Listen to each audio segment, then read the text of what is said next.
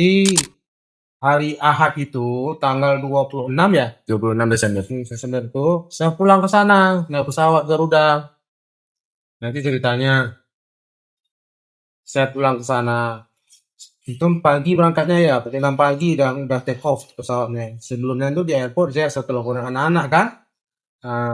Anak-anak saya belum bangun lagi yang dari kecil itu ya. Jadi setelah itu saya telepon di sini saya ada dan telepon anak yang sedang tidur juga sebenarnya cerita. Nanti mereka akan jemput kah? Hari Minggu kan, jadi libur. Di sini saya juga dosen di hari Minggu. Saya mau jemput.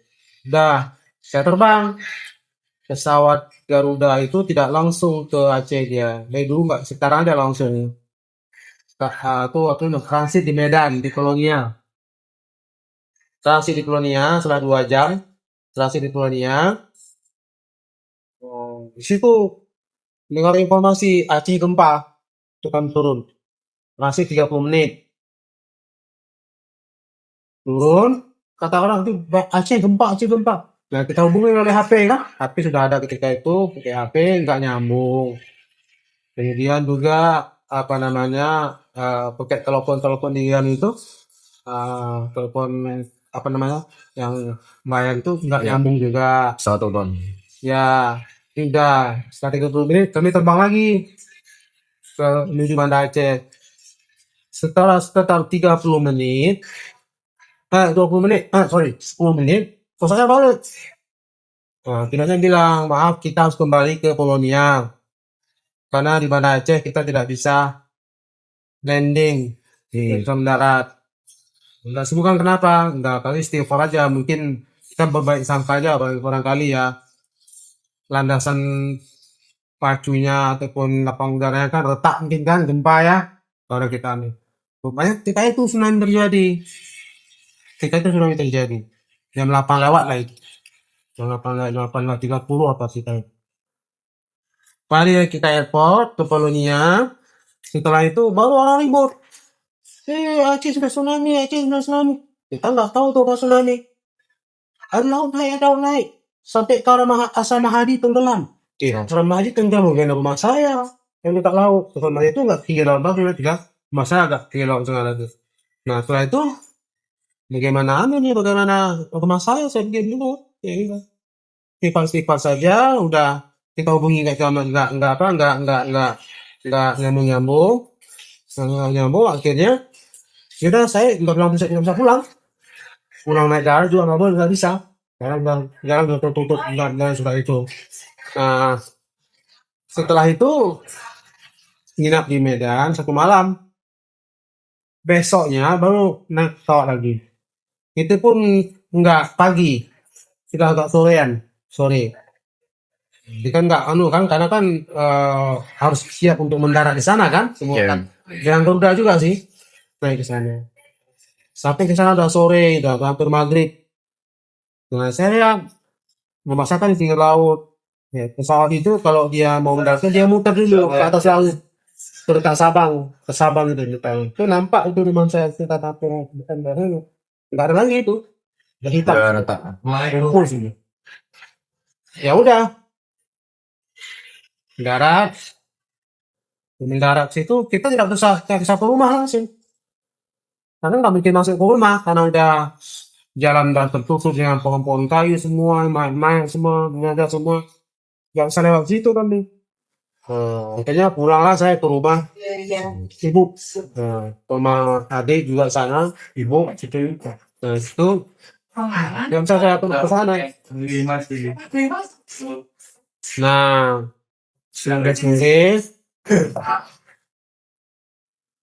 sore itu ya, waktu kami ke sana. Naik motor, tapi motor nggak jalan juga, nggak bisa karena air laut kan, nggak tenang tuh. Ya udah, sampai ke sana apa yang kita lihat? Rumah saya udah rata, tinggal ini doang. Keramiknya, lantainya lu keramik. Ya udah, itu. Oke. Mungkin kalau itu yang apa yang pengalamannya yang baru nanti baru kita cerita banyak kan? Oke. Gimana? itu mungkin pengalaman dari Bapak ketika tsunami Aceh dan setelah tsunami Aceh, Pak. Nah, mungkin Untuk wawancara kali ini kami ingin meminta pandangan Bapak terkait bagaimana sih latar belakang peristiwa tsunami Aceh itu. Mungkin yang pertama kondisi sosial, politik, dan ekonomi Aceh sebelum terjadinya tsunami dan setelah terjadinya tsunami, Pak. Biasa, jadi sebelumnya juga yang ribut, nggak ribut kan? Ya. Ya, Sigam ada, ya kan? Sigam itu ada. Kita juga hati-hati. Kondisi politiknya kan lagi panas. 2004 ya, Ya, Pak? iya lagi panas itu. Gam sering kontak senjata dengan tentara kan, dengan brimob dari. Jadi suasananya panas. Secara yang lain biasa-biasa aja, Aceh seperti biasa. eh Apa dari aspek budaya sama itu biasa. Cuma dari segi politik aja keamanan. Itu keamanan. Ekonomi biasa karena namanya konflik kan. Ekonomi mungkin tersendat. Saya nggak tahu detailnya tentang berapa ekonomi pokoknya gitu. Biasa-biasa aja. Cuma masalah keamanan aja. Ketika apa?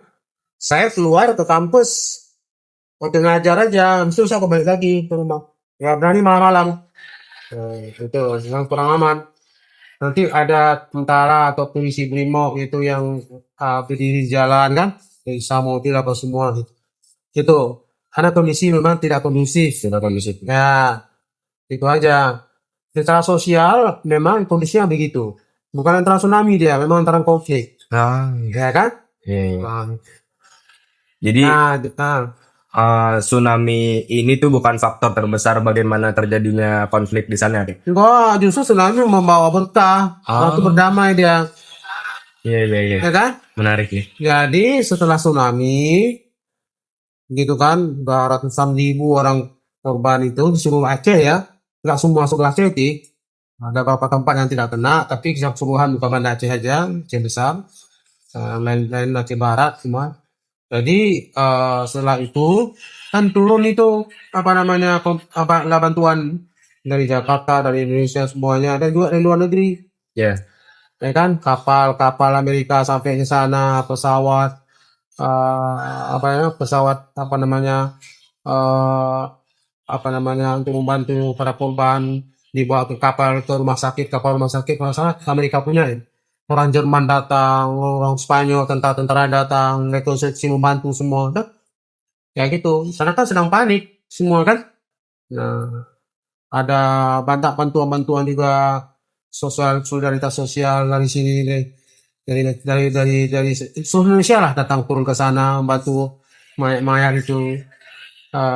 Dari masa dari itu juga dari apa namanya, FPI ini turun, banyak yang turun dan bantu untuk cari mayat, kemudian dibuka, dimakamkan di makam di kuburan massal ya. Ya begitu mereka bantu. Ya, bawa makanan juga ada, semua pun dibantu lah. Nah,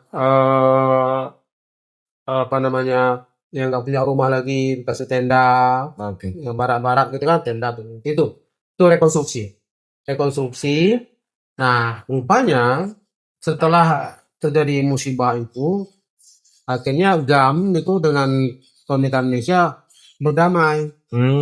Jadi terjadi perdamaian itu, Oke. ya kan? Anda lihat nanti di informasi yang detail, bisa lihat di website Terjana kan, Oke. tentang sejarah perdamaian itu pada tahun 2005. 2005. Ya nggak lama setelah itu itu kan terjadi kan 26 Desember ya, 2004 ya, 2004 ya. gitu. Nah, nggak sampai setahun, nggak damai perundingan, berlalu perundingan itu.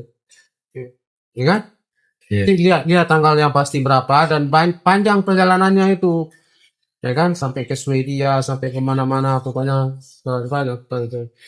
Nah, jadi yang kalau paling kita lihat ada perubahannya itu ialah ketika itu pasca tsunami. Pasca tsunami. Oke. Pasca tsunami itu kan chaos itu, tidak ada pemerintahan yang, pokoknya kehidupan kan jadi darurat, banyak orang yang masuk. Tapi pada saat itu pemerintah mengeluarkan apa namanya kondisi darurat nasional, Pak, untuk kejadian. Iya, bencana nasional kan. Iya. Makanya boleh orang masuk luar negeri, Oke. semua masuk itu kali itu. Motor utamanya itu Pak JK. Pak JK. Nah, bukan mengecilkan Pak SBY, tapi Pak JK yang utamanya itu. Wacana bencana nasional, perundingan GAM dengan RI, dengan itu Pak JK itu. Nah, kan? Oke. Di Indonesia. Jadi datang itu bantuan obat-obatan dari Turki, dari berbagai negara, bantuan makanan, ya kan? Termasuk juga yang berbentuk trauma healing, Apa tuh? psikologi. Untuk mengobati anak-anak, orang-orang dewasa yang trauma yang Trauma pasca bencana. anak-anak hilang orang tuanya kan, ya kan banyak bantuan-bantuan itu. Nah, itu bantuan datang itu orang luar kan tidak ada sensornya kan, tidak ada periksa-periksa enggak, orang datang aja diberikan kesempatan untuk datang ke sana. Makanya banyak jenis yang datang itu. Ada organisasi internasional untuk pengadaan air bersih, Tinwon, untuk bikin barak, untuk apa banyak. Kalau Cina itu bikin barak dia. Kalau Buddha, organisasi Buddha itu bikin barak juga dan bikin tempat penyudut. Nah, bahkan ada juga yang sebaliknya, ngambil kesempatan. Organisasi Kristen, dia bangun, tapi tujuannya untuk mensosialisasikan anak-anak. Bahkan ada informasi saat itu, anak-anak dibawa lari ke Medan atau kemana atau ke luar negeri. Ada begitu. Cuman waktu itu kan jadi sedang apa namanya darurat ya, nggak ada yang mengontrol apa. Tapi apa informasi dari para wartawan itu kalau anda lihat itu di koran tentang sejarah lihat saya di Serambi Indonesia, lihat tentang tsunami Aceh. Itu lengkap itu nanti dari awal sejarahnya. Serambi Indonesia, koran lokal itu di Aceh, Serambi Indonesia, .news ya. Nah, apa? Serambi Indonesia News.com. Nah, Anda buka itu, ambil anunya subtitlenya itu tsunami Aceh. Itu keluar semua tuh. Nah, itu banyak juga yang begitu. Jadi, katanya dibawa lari anak-anak ke Medan sekitar 60-an orang atau apa sekitar itu. Dibawa, anda dibawa kemana lagi. Pokoknya terjadi upaya untuk itu kan penculikan untuk keseriusasi semacam. Dan banyak rekonstruksi dibangun Aceh itu. Sebenarnya yang dibangun itu hancurnya Aceh itu bukan karena gempa. Kalau gempa nggak banyak yang runtuh, yang hancur. Paling ada satu hotel, Kuala Triva apa namanya. Yang lain nggak, rumah nggak. Rumah sana kan kokoh-kokoh. Rumah sana tuh 8, sekian tuh nggak hancur rumah. Karena rumahnya dibangun dengan kokoh, kakinya kuat. Karena memang kawasan gempa kan. Nah kalau kita di sini 5, sekian jauh udah pada rontok itu kita ke sana enggak. Tapi hancurnya itu rumah itu yang kena tsunami, ombak itu. Yang 30 meter tingginya katanya itu. 30 meter. Sepanjang pesawat itu 800 km per jam. Itu tumbuh hancur pinggiran pantai itu. Nah, muncullah nanti itu rekonstruksi. Rekonstruksi itu kan banyak titiknya. Banyak orang mengungsi juga yang selamat kan. Di barak-barak, tenda-tenda. Orang mengungsi makanan, kasih makan, obat-obatan, bangunan-bangunan juga ada pelan-pelan. Bukan bangunan gede sih. Bangunan sementara dulu, barak-barak kan. Dibangun. Nah, tapi juga ada bangunan yang agak besar-besar. Kantor ini hancur, dibangun oleh ini, gitu. Nah, tapi itu juga yang akan jadi masyarakat menjadi was-was bahwa banyak dalam konteks bantuan itu banyak orang-orang yang mungkin itu kenyataan sih ada yang kita lihat di berita Serambi itu orang yang bawa Injil, keluarga dia memberikan bantuan dengan embel-embel sosialisasi. Nah, orang itu nggak mau dan itu dikasih dari luasnya informasi itu dikejar dia. Nah, di masyarakat. Nah, tapi kita nggak tahu yang pasti yang berapa orang itu yang mau masuk Kristen dan sebagainya kita nggak tahu pasti. Tapi yang jelas itu ada. Termasuk juga ada bangunan nanti. Bangunan itu mirip kayaknya, ini mirip kayak gereja ini. Nah, seorang itu saya sini di gereja ini. Kalau tinggal tambah palang salib aja, langsung tuh diprotes.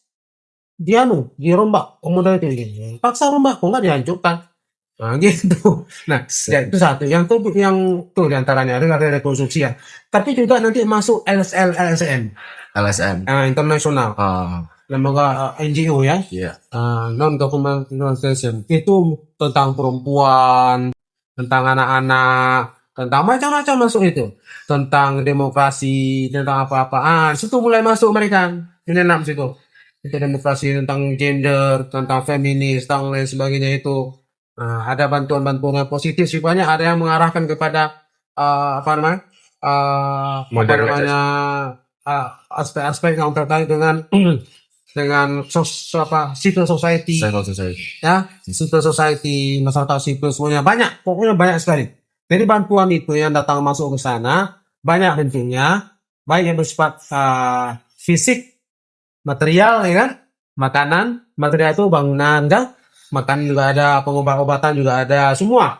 Nah, juga yang bersifat psikis, kejiwaan, trauma healing, penyembuhan-penyembuhan yang bentuk itu bukan medis ya, tapi lebih ke trauma Mental. healing itu untuk kejiwaannya.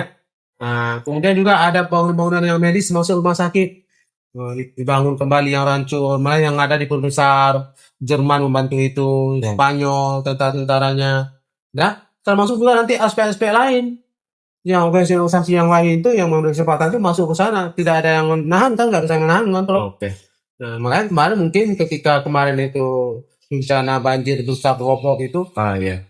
si Pak Prabowo nggak mau bencana nasional, mungkin kecurigaan itu khawatirnya masuk yang kalau luar negeri tanpa ada kontrol, bisa begitu kan? Itu kekhawatirannya. Nah, oke, jadi semua apa namanya komprehensif sifat bangunannya itu. Yang bangun masjid, Oman, bangun masjid, pokoknya Arab juga bangun masjid, gitu. Kampus juga dibangun lagi pelan-pelan. Nah, jadi yang terjadi setelah itu adalah kita lihat pertama damai. Damai, betul. Pertama damai. Untuk konflik politik ya. Konflik karena konfliknya sudah mereda dan sudah mereka sudah berdamai mereka. Nah, yang kedua apa namanya? Bahkan itu bangunan-bangunan rekonstruksi bagus, jalan-jalan jadi bagus dibangun oleh Amerika. Oke. Itu orang Amerika bangun jalan apa-apa semuanya itu. Jadi pokoknya bagus, cepat. Pembangunannya fisik cepat. Nah, hanya saja kita lihat nanti dari aspek sosial kemasyarakatan. Nah, itu macam-macam bisa terjadi. Karena tidak ada kontrol sosial yang kuat seperti biasanya dari adat, maka bisa masuk macam-macam. LSM masuk itu ngasih informasi kepada anak-anak muda, yang perempuan juga harus aktif begini-begini. Malah ada terjadi perbuatan mesum. Misalkan saya Islam kan, nggak boleh. Nah, jadi ada satu perempuan, dia perempuan dari Aceh. Nah, dia kayak jilbab lah misalnya. Dia ditemukan berbuat mesum itu dengan orang Itali, NGO Itali. Ditangkap mereka, kan gitu. Marah dia, kenapa kami tangkap? Saya kan nggak diperkosa, ini tuh suka sama suka. Contoh, suka sama suka. Jadi kalau ibarat kan suka sama suka nggak apa-apa. Betul. Nggak boleh, colek aja nggak boleh, parasmen. Itu masuk penjara. Ya, kalau sama-sama suka hati nggak apa-apa. Dia begitu. Oh enggak, ini kami kan melaksanakan hak kami. Suka sama suka, kenapa kami tangkap? Oh nggak bisa, di Aceh nggak bisa. Nah, dia dibawa ke mahkamah syariah, dia. Nah, sementara yang laki dibawa ke pengadilan umum negeri yang sipil kan. Nah, itu dia. Itu salah satu contoh. Jadi banyak yang begitu terjadi. Nah, hal-hal yang memang nanti pengaruh barat yang dia itu masuk deh. Pelan-pelan masuk waktu itu. Nah, barulah sekarang sedikit demi sedikit itu dikurangi, ditekan, ya kan, sampai kan lama loh kan itu 22 tahun kan sekarang. 22 tahun sekarang, hampir baru 21 tahun lah ya. Setahun, nanti bulan Desember ini 22 tahun. Nah, jadi rekonstruksinya itu nanti kita lihat berdampak positif, ya positif, karena banyak bantuan. Tapi juga ada hal-hal yang bersifat negatif itu tidak bisa kita hindari, karena memang dimanapun kita berada itu bisa apa namanya terjadi hal masuk itu hal yang begitu itu kan. Nah, tapi ketika Aceh sedang begitu itu sudah dimasuki karena ada kesempatan. Ya, tapi pelan-pelan tuh hilang dia. Dikontrol oleh masyarakat, pemerintah itu dia. Nah, jadi kan begini, semua NGO yang datang, baik bantuan yang fisik ataupun mental, itu kan ada batas waktunya mereka tinggal. Saya nggak tahu aturannya itu, tapi ada waktu, nggak selama-lamanya. Ada batas waktunya mereka tinggal. Izin mereka kan ada. Nah, izin mereka, mereka kan lama kan mereka pergi. pergi. Nah, jadi begitu. Jadi kalau kita lihat ada organisasi yang membantu pengadaan air bersih, nah kan pengusaha air bersih itu. Nah, jadi akhirnya bikin bol semua bol besar apa semua itu. Itu kalau kita lihat organisasinya itu ada unsur kristennya untuk mengkristenkan orang dunia dan semua itu. Nah, gitu dia. Nah, tapi itu mudah-mudahan dapat di counter. Tapi kita nggak tahu seberapa banyak orang itu orang Aceh mungkin masuk Kristen, tapi nggak tahu nggak tahu pasti, ya. Tapi yang jelas tuh sekarang pelan-pelan kota Banda Aceh itu semakin cantik, semakin bersih, rapi ya. Waktu itu ya cepat pembangunannya, orang juga datang, dulu saya datang ke sini, waktu sunat waktu musibah itu berapa hari saya tuh kacau betul-betul luar biasa, menyedihkan suasananya. Sekarang udah cantik, nggak rapi, nggak apa loh. Itu karena bantuan juga, bukan bantuan menteri Jakarta, kemudian nggak luar negeri, banyak yang bantu. Nah, jadi, nah, kemudian muncullah nanti yang saya katakan mungkin yang agak lama hilangnya itu adalah pengaruh-pengaruh LSM dari NGO itu. Enggak, saya nggak mengatakan salah mereka semua sih, karena kan kita juga menerima, kita apa, tapi aspeknya ke sana. Nah, tetapi itu pelan-pelan bisa diredam, bisa dikurangi dan bahkan dilantah yang negatif-negatif itu. Nah, jadi yang banyak positifnya tadi ialah gara-gara ada musibah itu orang GAM dengan orang pemerintah RI damai, jadi nggak ada lagi ke Oke. aman. Hmm. Orang GAM duduk minum kopi sama ngopi-ngopi sama tentara dia. Oke. Bahkan setelah itu pemilihan umum kan terbuka kan, yang jadi presiden, yang jadi gubernur siapa orang GAM Betul. sampai sekarang. Bu. Sampai sekarang orang GAM. Nah, masalahnya adalah ketika udah terbuka begitu, ya kan dipilih karena pemerintahan daerah gubernur dipilih oleh siapa, oleh rakyat, people power kan, seperti presiden lah kan. Jadi yang milih itu orang banyak yang simpati kepada Anda, yang mereka pilih orang kan nggak pintar. Orang kan nggak pintar, nggak sekolah ya. Nah, dampaknya apa ketika mereka berkuasa, mereka memegang DPRD, mereka bukan orang pintar punya konsep, mereka nggak sekolah. Sekolah tema SD paling, tema SMP ambil pakai C, dapat dia SMA, pakai macam-macam lah. Tapi pokoknya ada dari segi pendidikan mundur. Pak. Dari segi apa namanya kemajuan kepolitikan sebagainya itu mundur. Karena yang dulu yang memimpin Aceh itu adalah teknokrat, profesor, doktor. Tetapi ada gap antara orang elit dengan orang biasa. Maksudnya banyak yang miskin. Orang miskin itu hanya saya itu yang mendukung GAP. Maka mereka nggak pilih lagi karena mereka punya hak punya suara untuk pilih. Mereka nggak pilih lagi orang-orang teknokrat yang dosen-dosen profesor doktor, nggak mereka pilih lagi. Mereka pilih itu orang GAP itu sekarang ini. Nah kan, nah itu kan yang sekarang ini kan mantan mantan panglima GAM itu. Mantan panglima GAM dia dan apa? Siapa namanya? Di Libya dia latihan dulu. Yang kata mereka tuh dari Libya. Dia pernah menjadi ajudan nanti apa penjaga Gaddafi apa? Muammar Gaddafi. Jadi itu. Nah, sebelumnya enggak orang GAP juga, ada Dr. Teni meninggal kemarin sebelumnya. Nah, itu juga jadi gitu. Pokoknya dipimpin oleh orang GAM yang pengalaman ini niat baik mungkin nggak tahu, kayaknya bukan gitu. Karena Aceh dari segi pendidikan, dari segi ekonomi agak melambat untuk saat ini, Pak. Karena dipimpin oleh mereka sih kan, siapa yang mengambil keputusan kan, mengambil kebijakan pemerintah dan juga disetujui oleh DPRD itu umumnya mereka. Mereka kan belum punya pengalaman. Pakai dasi itu nggak bisa dasi. Nah, mereka digulung kan, jadi seperti itu. Mereka nggak punya pengalaman, tapi mereka belajar sedikit sekarang. Mudah-mudahan aja ke depan akan lebih baik lagi. Bukan tidak ada mereka yang pintar sih, ada. Cuman kan secara umum ya begitu dia. Nah itu. Nah dari segi pendidikan itu agak. Tapi demikian, fakta ada dampaknya dari tsunami. Tapi yang jelas begini, banyak sekali program-program yang diberikan ditawarkan untuk Aceh. Penelitian, setelah itu masalah-masalah rekonstruksi apa semua itu sumbernya dari luar negeri. Banyak. Jadi siapa-siapa yang dan orang Aceh banyak keluar negeri saat itu, baik itu program internasional maupun sekolah dan sebagainya itu diberikan kesempatan dan juga memang mereka mampu berangkat ke sana. Nah, jadi itu kan. Nah, dari segi yang lain itu malah ada segi apa lagi? Syariat Islam apa semuanya itu seperti diperketat. Nah, karena ada pengalaman yang trauma tadi itu. Itu tetapi juga kapal induk Amerika kan mampir sini ya. Sana kapal induk sempat mimpi dekat Sabang itu jadi untuk membantu apa namanya proses rekonstruksi itu dia. Bapak mungkin untuk korelasi kita dengan bencana banjir 2025 kemarin mengenai kita lihat bagaimana sih respon pemerintah terhadap banjir yang terjadi di sana. Itu kan memang agak berbeda dengan apa respon pemerintah terhadap banjir Aceh 2004 itu. Menurut pandangan Bapak itu apakah hal yang positif atau gimana nih, Pak? Negatif dong. Oh iya. Nanti kalau kita turun ke lapangan tuh masih banyak yang nggak punya rumah, tenda-tenda terus. Sekarang tahu nggak tuh sawah-sawah yang digenangi oleh banjir itu, lumpur-lumpur hitam itu, nggak bisa dikerjakan, nggak bisa dikelola. Untuk saat ini sampai saat ini. Kelola itu harus diongkoskan orang membuang anu itu, batu balan itu, apanya semuanya itu nggak sanggup, harus pakai traktor. Ya kan? Nah pemerintah nggak masuk ke sana bantu itu. Jadi masyarakat itu kasihan mau mengerjakan udah nggak bisa dikelola itu, ya kan?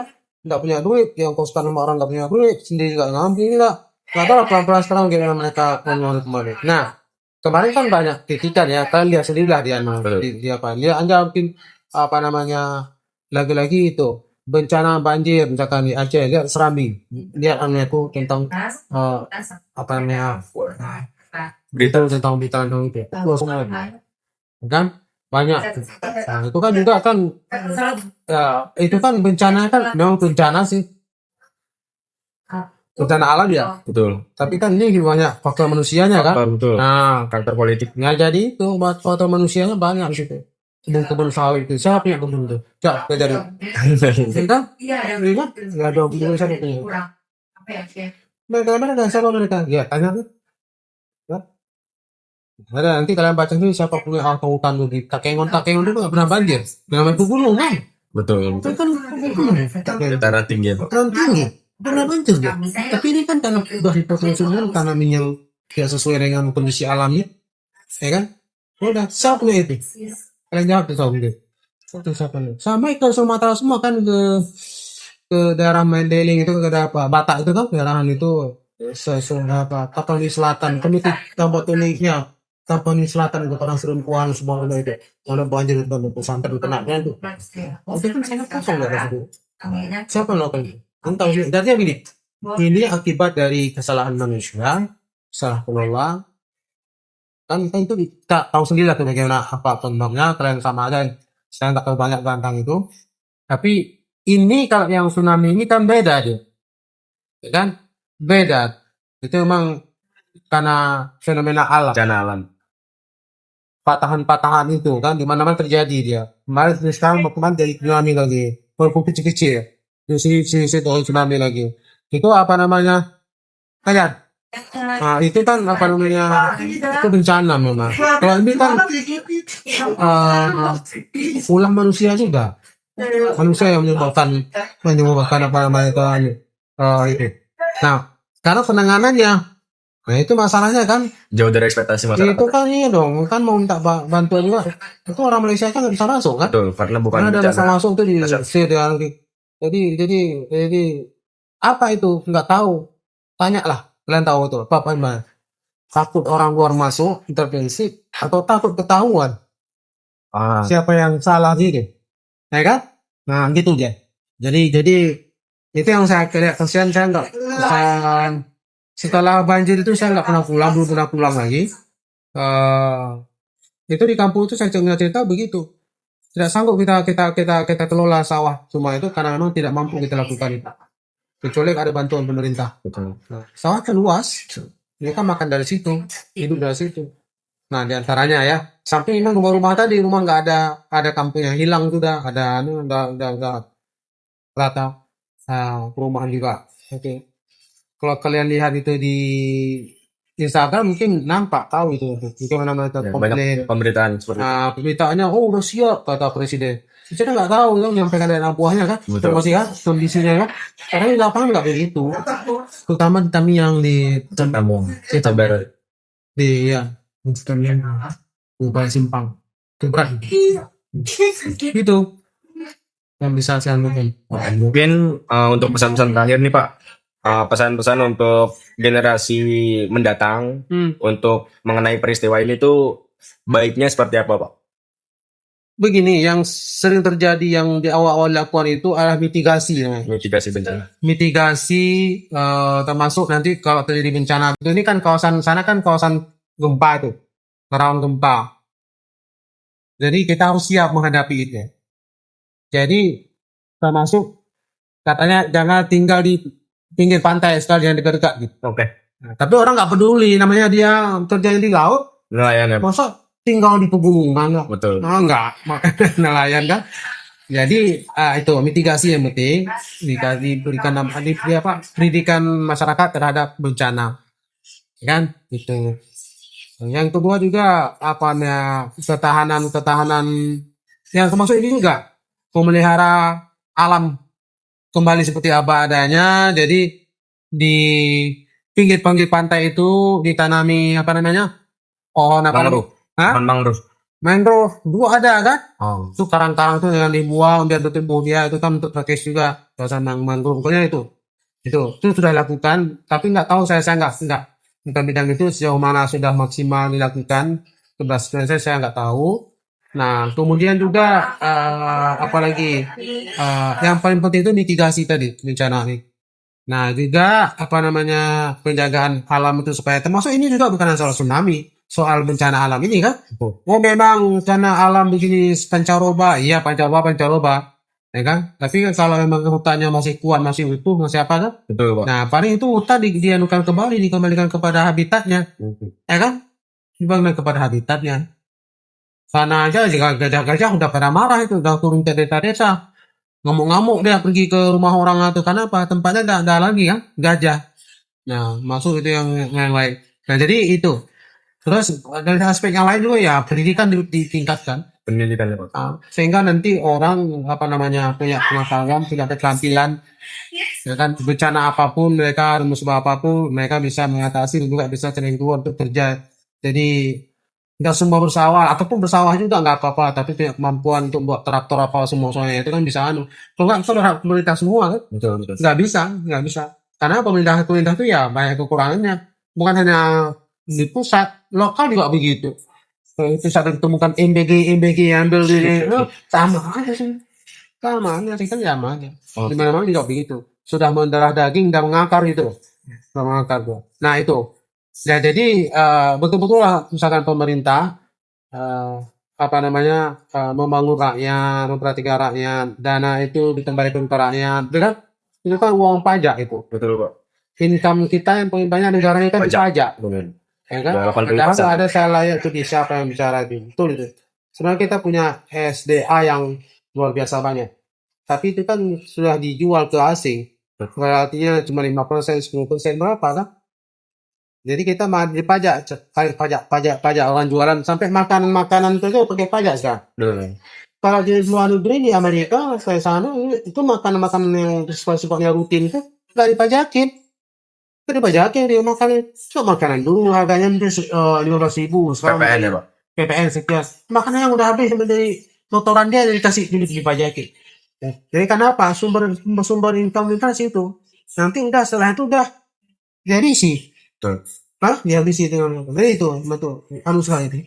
Tanya kita yang lain juga pajak juga menjadi income utama negaranya makanya orang marah pada Trump ini Amerika kan masa uang pajak kami diberikan ke Israel untuk beli senjata untuk nggak ada manfaatnya untuk kita kami miskin di sini kami bermasalah di sini masalah apa makanan dan sebagainya itu harga naik meningkat terus jadi seperti itu jadi diantaranya yang terakhir saya katakan bahwa mitigasi itu ada apa ada kewaspadaan dan pengetahuan tentang bencana.